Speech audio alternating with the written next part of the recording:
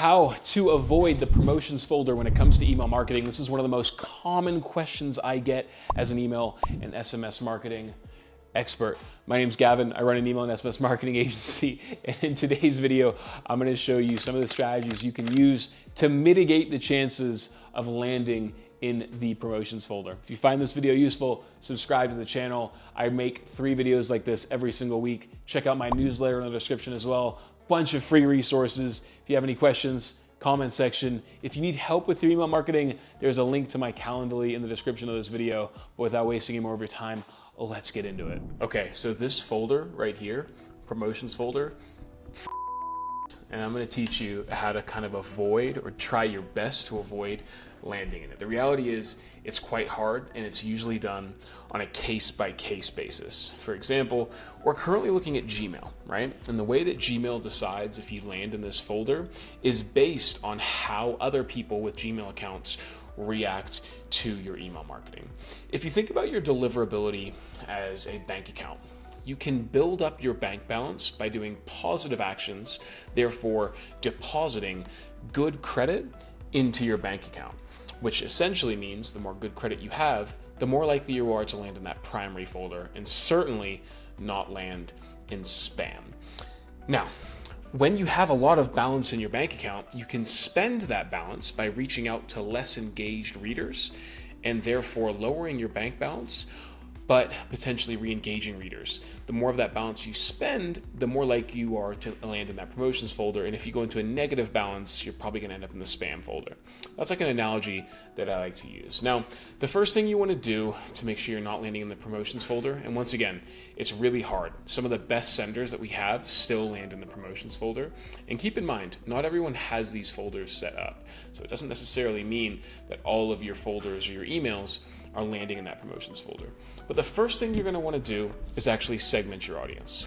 The easiest thing you can do is actually segment your audience by engagement, by creating a segment of 90-day engaged. Now, I choose 90 because it's probably one of the more middle ground engagement segments that you can use to actually send your regular campaigns to. How I define it is anybody who has opened or clicked or placed an order, opened or clicked in the last 90 days, or placed an order in the last 180 days, or subscribed to list in the last 30 days, or been active on site in the last 90 days and can receive email marketing. This is an engaged segment of your audience. These are people who I think have demonstrated decent engagement to warrant continuing to send emails to this audience. Typically, once again, this is kind of a vanity metric in many cases, but we try and aim for about open rates between 45%, or rather 45% and up. Anything below that, we tend to try and tighten up the engaged segment. So reducing 90 days to then 60 days, for example. If you can tighten up those engaged segments, you can then start sending to a hyper engaged segment of your audience to then boost the overall deliverability. And the more your deliverability improves, the more likely you are to land in the promotions folder. So what we're gonna do when we're deciding who we wanna actually send our emails to is we're gonna go into here, deliverability, and we're going to look at our deliverability score. And we're going to look at our open rate. In this case, this account has good open rates, right? 52.4%, meaning we have good deliverability, and we can see that there, which means we're good to continue sending to our engaged 90-day segment. So for our campaigns on a regular basis, we just want to continue sending to our 90-day. In fact, looking at this account here, we're probably good to even broaden our engaged definition from going from 90 days to actually 120 days, because we've built enough of that bank balance in our bank account to then use, or rather spend some of it, to then begin sending to a less engaged audience, thus lowering our deliverability a bit, but also increasing who we're trying to reach out to and hopefully re-engaging them. And the moment this goes down a certain amount, we then want to pivot again to targeting a more targeted, engaged segment. So by focusing on an engaged audience, that's how we can land out of the promotions folder into the primary folder, because we're targeting a more engaged segment. The other thing you want to think about is the type of emails that you're sending. Now, there's a bunch of different types of emails you can send, but largely I define them in 2 different ways. You have creative emails and you have plain text emails. Let me show you an example of what those 2 types of emails look like and when we'd want to use a plain text email versus a creative email. So if I go into campaigns here, okay, and we go create campaign, test, continue, okay. And we go, oh God, I hate this new omni-channel thing. Hold on, single channel, yes. We can go here, right? Select the channel, sure, next. When we select the template here, that would be us using a creative-based email, an email that is creative. And what inbox providers try and do is they try and identify elements that can detect or signal to the provider what type of email this is. The more images we have in an email and the more links we have in an email, the more likely that email is to be a promotional email. If we take a look at this email, there's a lot of images in here, right? And the provider is looking for those images to identify where to categorize the email into.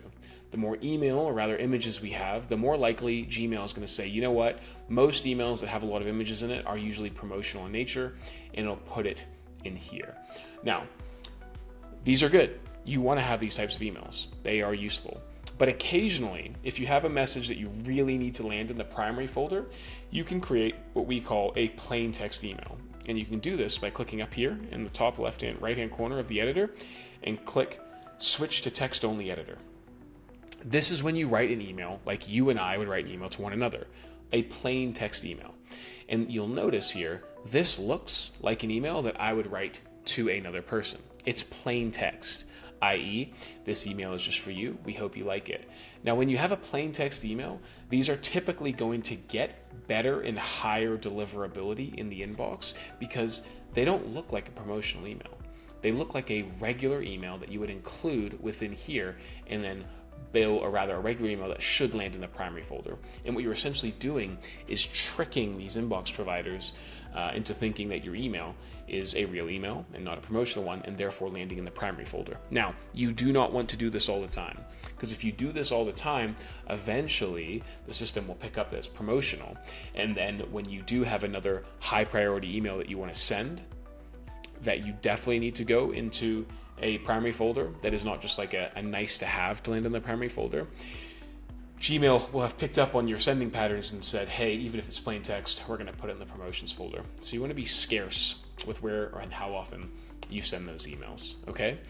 So first thing is make sure your deliverability is good, and you can do that by only setting to your engaged segment. The second thing you can do is making sure that you're spicing up your content calendar by occasionally sending a plain text email. And the third thing you can do is use a tool called Mailmend. Now, these guys have not paid me for this. I'm not affiliated with them in any way, but this is a cool tool. It's very, very expensive though, okay? What Mailmend does is it inserts a piece of code into your emails that essentially allow you to land in the primary folder. Really cool tool. They have some trials. Check them out. They are expensive though, and this is why it's quite hard to actually warrant or even think about warranting using this tool. Because I think, last I recall, I might be wrong here, it's about $4,000 a month. Maybe it's $4,000 a quarter. But if you're doing, $100,000 a month in attributed email marketing revenue, it might be worthwhile checking this out. Once again, not an affiliate, not associated with these guys. I've just heard about them. And what that does is you basically have your regular email, you insert a piece of code into the email, and it essentially tricks these providers into thinking that it should go into the primary folder. Super useful little tool that I recommend you guys check out if you have the time. Expensive, but could be a nice little solution there. Ultimately though, I will say, it's not the end of the world if your emails land in the promotion folder. It's very, very common. It's not a deal breaker. You're still going to get decent engagement from this. A lot of people still check these. It's just worth keeping in mind that it is quite hard to get out of this. And even if, for example, your emails get out of my promotions folder in Gmail, it doesn't necessarily mean that they're going to get out of somebody else's promotions folder. You should need to keep that in mind. A lot of how people interact with these emails or where your emails land is based on how the individual reacts, and then second to that, how the email provider actually categorizes your emails based off of how other individuals interact with your emails. It's like a reputation thing, right? Your reputation, Gmail has your reputation pinned within its systems, and it knows your reputation and sends that reputation signal to every single buddy or everybody else who has a Gmail account and decides where your emails are going to land. And then, for example, if I see this email and I'm like, you know what, this is important, I'm going to star it, I'm going to move it to my primary folder, right? So if I go here and I'm like, you know what, this needs to go in here, doing that action is going to make sure that it lands into my primary folder going forward. And if enough people do that, it'll send a signal to all other Gmail providers that these emails should land in the primary folder. It's hard to do, it takes time, and it takes active management, which I can do for you if you need a hand. If you have any questions, chuck them in the comment section down below. I answer literally anything and everything that you guys have to say. Subscribe to the channel, 3 new videos every single week. Check out the description of this video, bunch of free resources. There's a way to get in touch with me as well. And subscribe to the newsletter, and I'll see you guys in the next one.